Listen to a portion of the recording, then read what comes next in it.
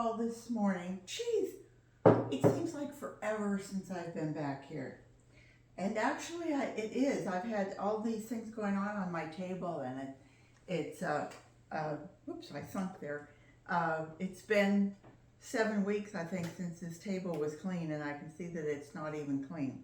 Anyway, welcome to Catch Up Sunday. It's been, like I said, this is the seventh Sunday of 2025, and in the past 2 years, 2023 and 2024, we did, well, I still have it actually. Let me show you. For those of you who are new, my channel is all about using what you have, garden what you've got. And your garden what you've got is really your inside garden, your outside garden, your mental garden. Garden what you've got. If you have great talents, use them. If you have only 3 talents, use them. But in 2023, I challenged myself to 1,000 pounds of recycling, and I was able to recycle another 959. So I had 1,959 pounds. The following year, last year, I said, well, I bet I could do 2,000 pounds, and I was expecting to do a lot more than the 2,000, but I got to 2,089, almost 2,087, excuse me, almost 88. So this year, I wanted to take a break from coming here every Sunday, going through this with you. I think for the people who are my viewers and who are have really become friends, this coming every Sunday and hearing me give the same spiel, the same, this is what you need to say, this is how we do it, blah, blah, blah, and this is what I did. I'm keeping a journal. I mentioned to Rick I'm not going to do it every week, and he says, oh, thank goodness we don't have to weigh stuff. And I said, who's the we? I'm the one who does it, but he meant me. But I have been, and I continue to do that, and I keep my little journal on what I'm saving, what I'm recycling, what I'm weighing, but not with the same force that I did for 2 years. I've decided that, I can't change the world. I can only change my little piece of it. And so that's what I'm going to do. And even though I'm not giving myself a goal of, 1,000 pounds or 2,000, it's got to be, everything has to be huge.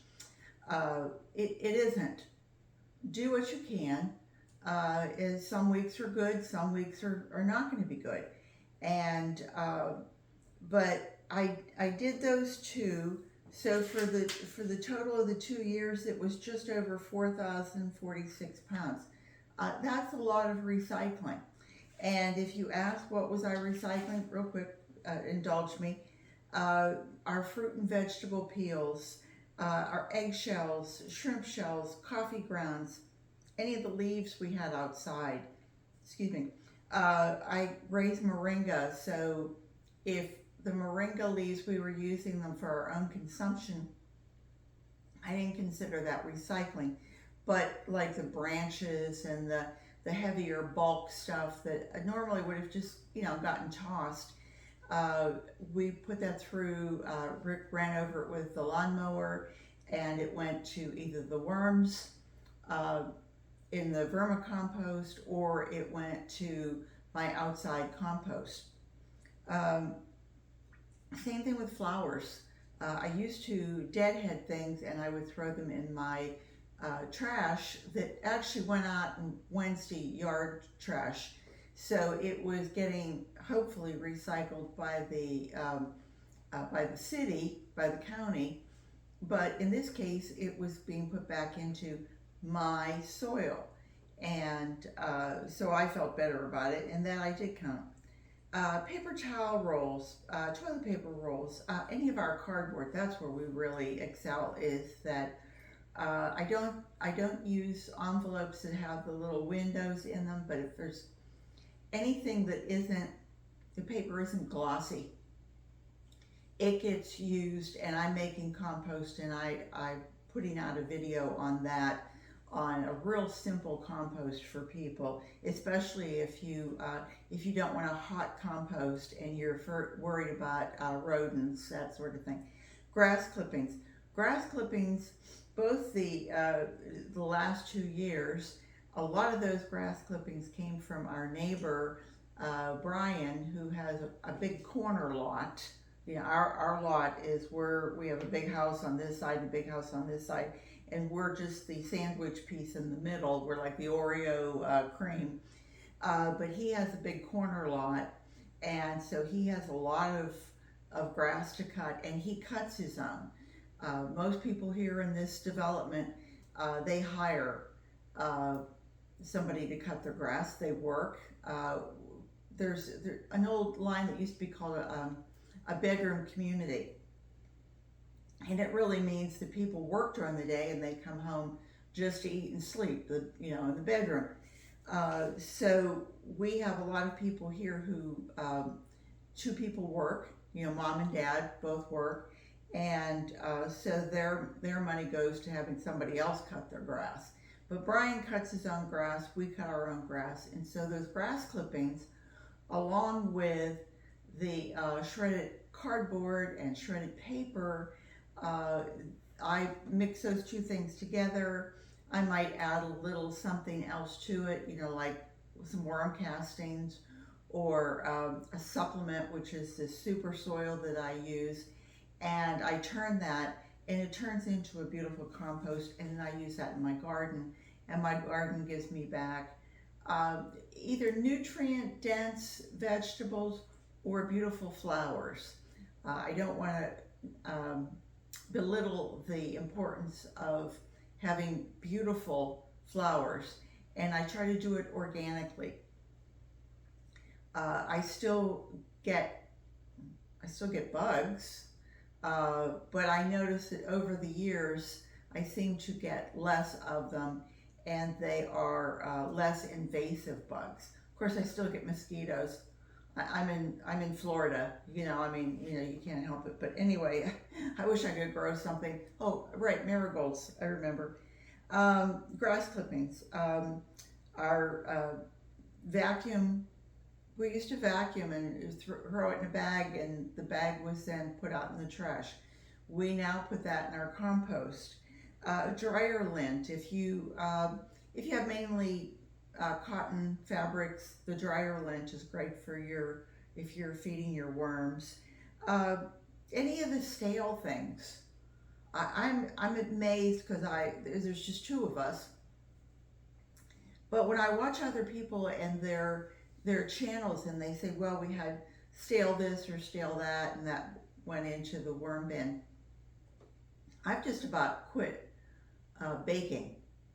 Rick is diabetic, and I'm always trying to be healthier and not use white flour or any flours.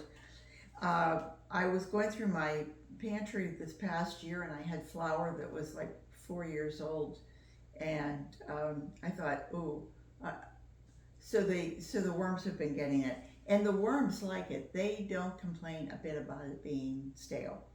So any of that, stale crackers, stale cereal, if you have old pasta, I did, and I've been giving that to the worms. Crackers, and then you have the whole section of things like cork. Cork comes from cork trees, mainly in Spain and Portugal, but there's also a place out in California, and it's called Disneyland, and they have a section, like a nursery, and it was where they were growing cork trees to, the experimentation of that. But I just thought that was quite interesting. So, there's so many things. you can take your, if you have cans, you know, like you're having canned peas, canned corn, those are our things. Cans of soup, what other cans are there? Cans of anything, cans of beans. And they always have that paper wrapper on them. That wrapper, even though minuscule, maybe a gram or so, it can be used in your garden. And gee, Peggy, how do you do that? Well, rip it up and give it to the soil. It will all break down, and it all goes back down into the soil. It enriches the soil. So those are the things that we can do to help with improving our soil, and that's what the name of the game is garden what you've got. This past year, I have a Drake elm tree out in my front yard. Those of you who have watched my videos and watched the front yard tour, you know I have the dreaded Drake elm tree that I planted 15 years ago, probably.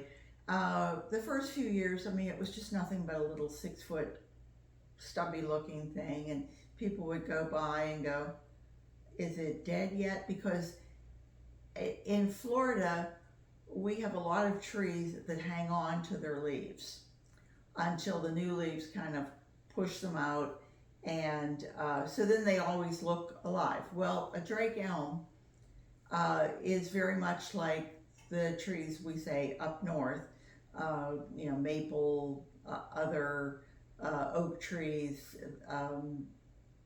elm trees, what are some of the others, birch, they drop. And when Drake elm leaves that are only, you know, like tiny, when they drop, man, it always seems like it's right about the same time you have the irrigation going. They're very fine, they're very thin, and the lignin, am I using the right word? It's the compound in it, protein in it, that causes it to break down quickly. Like a live oak leaf must have a lot in it because they never break down. They're like putting iron in. They're like putting chips of wood in the soil. It'll take a long time. But Drake elm leaves break down very quickly, but they also seem to have almost like a little dye to them. So you want to get them up quickly because they will stain your sidewalks.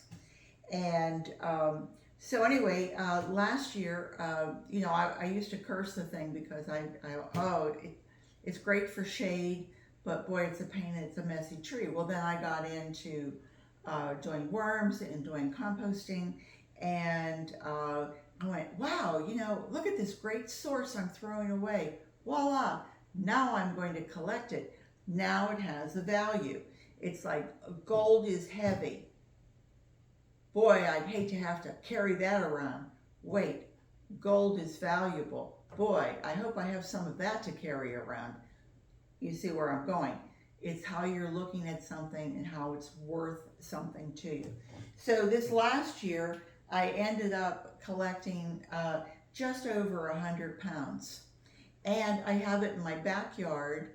A neighbor was throwing out these big totes. They're hot pink. I mean, you know, I don't want them for the color, but each one has 30 plus pounds of leaves in it, and I've wet them down a little bit, and I go in there and I kind of turn it. It has a lid to it that clamps on, but they're sitting in the backyard. Nobody sees them except us, and this is middle of February, so it's been about 6-7 weeks, maybe 8 weeks, maybe 9 weeks since I stopped collecting, and I can tell you those leaves are already starting to get moist, and they're starting to look like that they are breaking down. They're getting a little odorific, and I was thinking about taking them and putting them in my compost and letting them, you know, break down where they're getting air. But I'll do that probably in another month or so. But anyway, all the different things that you can do to improve your soil, and improve your outlook. Uh, some people have, we've just gone through an election, sorry, and you have half the people happy as can be, voila, voila, voila, and then you have the other half of the people going, oh my God, I'm going to kill myself at the next turn. 4 years ago, it was a totally different story. This 4 years, we have a totally different story. 4 more years, hopefully, we'll have another story. And, I'm conservative, so I'm happy this 4 years. Anyway, I won't go into anything else. But I will say that I haven't, I was, for the whole month of January, I didn't add it up.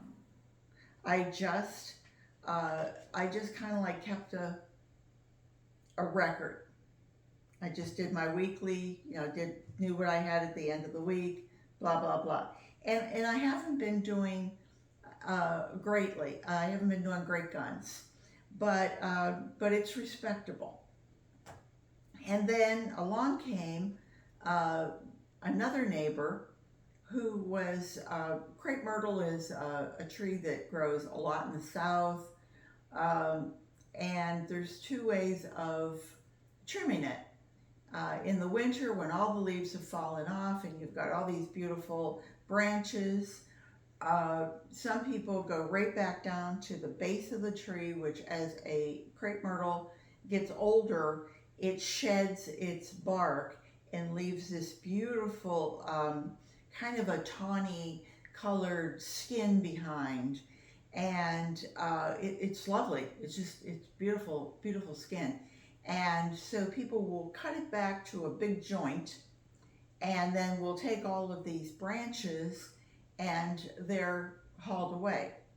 Other people leave those branches and they have all the little side branches, and they might trim the tops of them, and then they will get like little head clusters of blooms. Whereas if you cut it severely, it's called crepe. Instead of crepe myrtle, they call it crepe murder, and they'll go through with a saw and just shear the tops right off. And those tops get bigger and bigger each year, and as they do, this surface area around here, more branches come out, and as each branch comes out, they have the nice green leaves on them, and then they'll have flower heads that are just huge, because all of this energy is now going into creating those branches. They're beautiful. I have one in the front that's mauve, whichever way you want to say it. I have two in the back that are just branches that I took from that tree and put them back there, and they root it, and so I have a mauve and a mauve. And then I have another one it's kind of a raspberry. It's a real dark pink. And so those three are in the backyard. Well, I do crepe murder, and so I had all those branches, and then another neighbor was cutting his back, and he doesn't chip his. Somebody else comes actually and does all that. And so they were tied up nicely. Well, Rick very nicely brought those home, and then our neighbor Brian has a chipper shredder, and he borrowed that, and so we, I helped with the trimming up all the extra things and carrying stuff around and emptying. I'm the lackey, and I'm the assistant. And then Rick did the goggles and the earplugs and the whole thing, and then he chipped everything.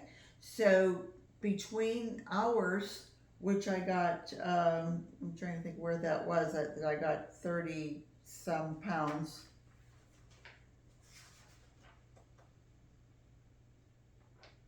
Ours was 31 pounds, excuse me.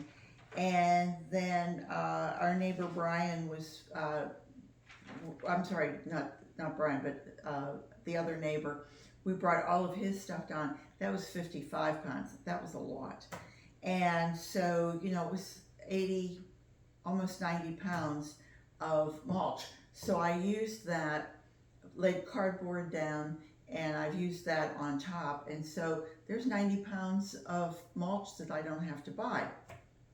Maybe that's only 3 or 4 bags, but it's fresh, and it's such a fresh mulch that when that lays on the cardboard, the next time we have a rain, it doesn't get washed away like so much of our mulch does. So anyway, I hope that instilled you into thinking, gee, Peggy's back and she's talking recycling, and I've been a little laxed in my own world too.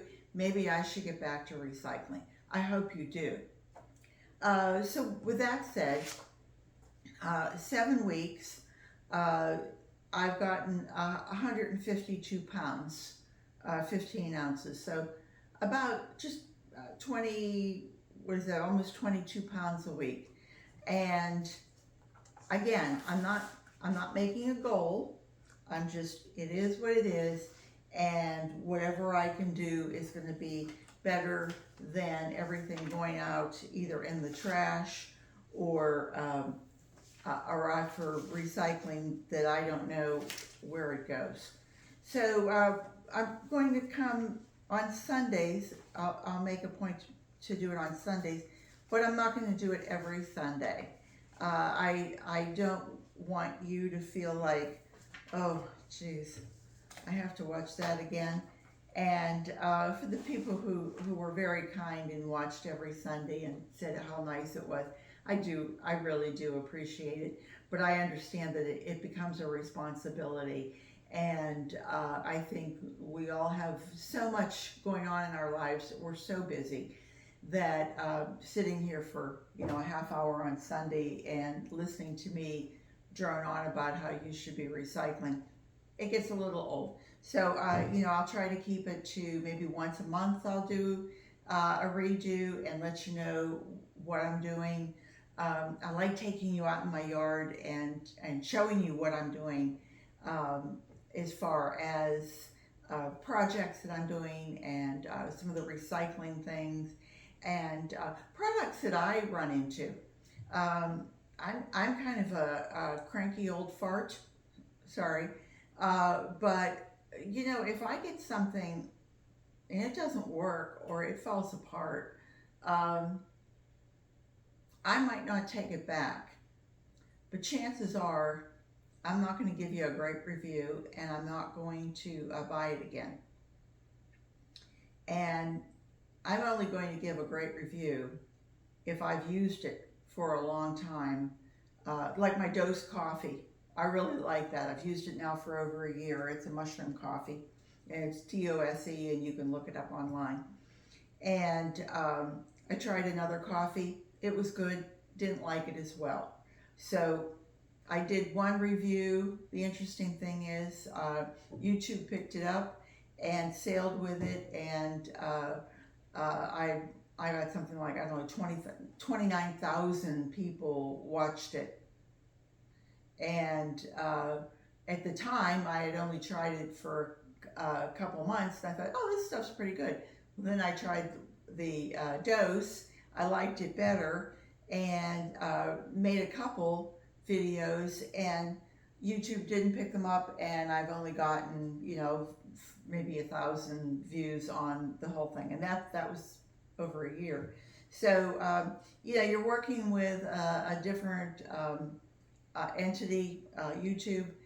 If they like it, they can run with it. If it doesn't catch on, it seems like the more people watch and make comments, the higher your algorithm goes. And if they share it or other people come back and make comments, then the higher your algorithm goes. And as your algorithm climbs, then YouTube says, oh, look at this is climbing. We need to support this and put it on something else. I'm not sure how all that goes, but they apparently only liked one thing of mine out of the 1,000 videos that I've made. So anyway, I'm not batting 1,000 here, I'm batting one. And anyway, sorry, I didn't mean to get sidetracked. Garden what you've got. I hope everybody has a great day. This is Valentine's weekend, and love the one you're with. Take care, everybody, and remember, garden what you've got. I hope you'll come back and see me again real soon, because I'll be here. Bye-bye.